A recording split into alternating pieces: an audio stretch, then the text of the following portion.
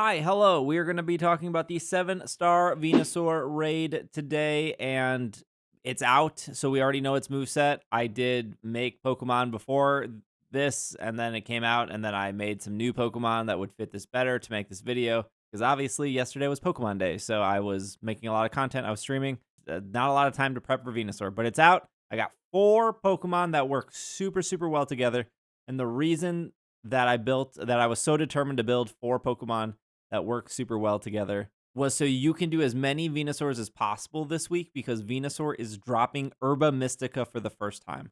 1, 2, 3, 4, 5 Herba Mystica drops. You can get a bunch of Herba Mystica drops. Sometimes you get 0. It's not like guaranteed. It's about a 3% chance of dropping Herba Mystica. Now, before we get into our 4 picks, let's just go over what the 7-star Venusaur knows. It knows Earth Power, Sludge Bomb, Giga Drain, Amnesia, Sunny Day, Growth, and Petal Blizzard. It's going to open up with Sunny Day, and it's going to open up with Growth. What that does is it gives it a +2 in its special attack, and then a +2 in its physical attack right off the bat, and there's nothing you can do to stop that. And then it will use Petal Blizzard. And that's like the only time it's going to use Petal Blizzard, so you won't see it again. Petal Blizzard is Venusaur's only physical move here. All of these Pokemon are going to be on the special side, and the moves we'll have to worry about are Earth Power, Sludge Bomb, and Giga Drain, which aren't that threatening with the 4 Pokemon we have picked. I actually want to start with our support Pokemon, which is Zamazenta, not holding the Rusted Shield. If Zamazenta holds the Rusted Shield, it will have the Steel. It will be fighting Steel type, and then it will be weak to Earth Power, so we don't want that. We're actually going to be holding Light Clay instead because the Zamazenta is pure support, and it works amazingly here. It will have the move Snarl, which will reduce Venusaur's special attack and help you build Tera. We'll have Ice Fang, which is our main damaging move, although because this is support, you probably won't be pressing that button that often. Howl, which will support any physical Pokemon standing next to you, and I'll get to why we want physical Pokemon here. And it's just an incredible move, and really underappreciated, and it really, really shines in this raid. And then we have Light Screen. So Zamazenta is really easy to play. You're going to open up with Light Screen. That's going to last 8 turns because of your Light Clay. And then you are just going to Snarl until your stats are reset. Your team's stats are reset. At that point, then you will Howl because you will boost your entire team's physical attack 1 stage. Everyone on your team, including yourself. And you can Howl 2-3 times, and the second part of that raid is just going to go so smooth for you. And then when Venusaur resets its own stats, you're just going to hit it with 1 or 2 Snarls. Honestly, 2 Snarls is enough if you have Light Screen up. So I would Light Screen, I would Snarl twice, even a 3rd time. Stats are going to reset for your side. Start howling once Venusaur resets its stats. Go back, Snarl twice. Stats for Zamazenta are pretty easy. You're just going to put 20 in special defense right away. Then you're going to do 252 in HP, and then the rest in physical attack. 236 in physical attack. I'm not sure when I'm recording this if little graphics will go up because it's very late and I've been making a lot of stuff all day, but Terra type we're going to do is Ice. But really, if you are short on Terra Shards, you probably don't even have to Terrastalize this at all because this is mostly a support Pokemon. And when I use Zamazenta, I rarely ever used Ice Fang unless the raid was going so well that like everyone was just on point. And even at that point, I've only maybe Ice Fanged once or twice a raid because just howling gets you more bang for your buck, and let the other Pokemon we're about to talk about just do big, big damage because you are boosting them with Howl. An amazing support Pokemon. Now, I know like a comparison support Pokemon might be like Blissey, which can Light Screen, can Helping Hand, but Blissey doesn't have access to Snarl or Howl. I think this is just better for this raid, especially because you'll be seeing a lot of physical attackers. Okay, before we get to the next Pokemon, the reason we're doing physical attackers is because Venusaur likes to do this thing where it just spams Amnesia over and over. So initially, when I was building for this raid, I built 4 special attackers revolving around Snow and Acid Spray. And we did 2 raids with them, and it worked fine. No one fainted. We got through it just fine. We won both our raids. The problem was it just took really long. Normally, with the raid builds I'm talking about, we get the raid done in about 4 minutes. A raid lasts 10 minutes in total. So when you beat it in 4 minutes, you got about 60% of your timer left. And the first time we did it with our special attackers, we ended with about a minute left. No one fainted. Like, we were barely taking any damage. And then the second time we did it, we got it down to about doing it in 8 minutes with 2 minutes left. And I really thought I want to accelerate this as fast as possible because that just gives us more opportunity for Herba Mystica. So that's why I switched to a physical set. And then we just ignore Amnesia altogether. We don't even have to worry about it. Special attackers will still work, but it's like walking up a mountain with tennis shoes instead of walking up a mountain with hiking boots. Still doable, but maybe not the easiest. I suppose that's like most 7-star raids in a nutshell. Like a lot of Pokemon can work, but some are easier than others to use. Okay, let's talk about Dragonite. Dragonite is going to be a physical attacker here with the Stellar Tera type. I do think Stellar is really great here, so I do think it's worth your 50 shards. They're really easy to get in the Indigo Disc because Stellar Pokemon spawn, and if you knock out 5 of them, you'll have 50, and that would probably take you less than 10 minutes to do that around the map. But for Dragonite, it's going to do Waterfall, Haze, Rain Dance, and Light Screen. But we have another Light Screener just in case you don't have a Zamazenta on your team. I think Light Screen is really important here. Ability, we're going to have Multi-Scale, but really basic EVs on this. Just 252 attack, 252 HP, 4 in special defense. And Dragonite is also really easy to use. Dragonite is always going to Haze on turn 1. First thing you're going to do is Haze. That's going to remove the +2 attack and the +2 special attack from Venusaur. And then if there's nobody else to light screen, you're going to light screen. There is a Zamazenta. Don't have to worry about that. Let the Zamazenta light screen. And then you're going to set Rain and then Waterfall. And that's kind of it. You're going to remove the Sun. It's going to boost your water type damage. It's ground type. It's weak to water.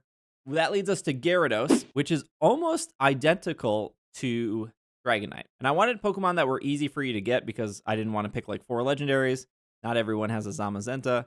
So same kind of thing. You got Waterfall, you got Rain Dance, you got Dragon Cheer. The Gyarados doesn't get access to Light Screen. And then you have Taunt. Taunt is there in case somebody does bring a special attacker like an Articuno or a White Kyurem. You can at least taunt and stop those initial amnesias, but otherwise you're probably not going to need that. Gyarados is also very simple. It's going to want to set Rain first if no one else is doing it. You want to maybe Dragon Cheer your Dragonite and just Dragon Cheer everyone else. Remember, you can only Dragon Cheer once a raid unless somebody faints. Dragon Cheer adds that critical hit boost to your team, and that's going to stay the entire raid. The raid boss cannot remove the critical hit boost. So it would give Dragonite a +2. It would give your other non-Dragon Pokemon a +1, so they're more often to crit, which is really great. Cool if you have like 2 Dragonites that have Dragon Cheer that can Dragon Cheer each other. Gyarados benefits from the Stellar Tera type. Now for Gyarados, we're doing Shell Bell, and for Dragonite, we're doing Scope Lens. You can put a Shell Bell on Dragonite as well if that makes you feel more comfortable. I did 20 of these raids with all 4 of these Pokemon with a bunch of different random people on my Twitch stream. Shout out to everyone. Literally no one fainted. The entire time we did all this raids, we didn't get a single faint. We didn't get a single loss. We beat all the raids in 5 to 6 minutes. All of these Pokemon are rock stars. And the reason they're all rock stars is our last Pokemon, which is Araquanid.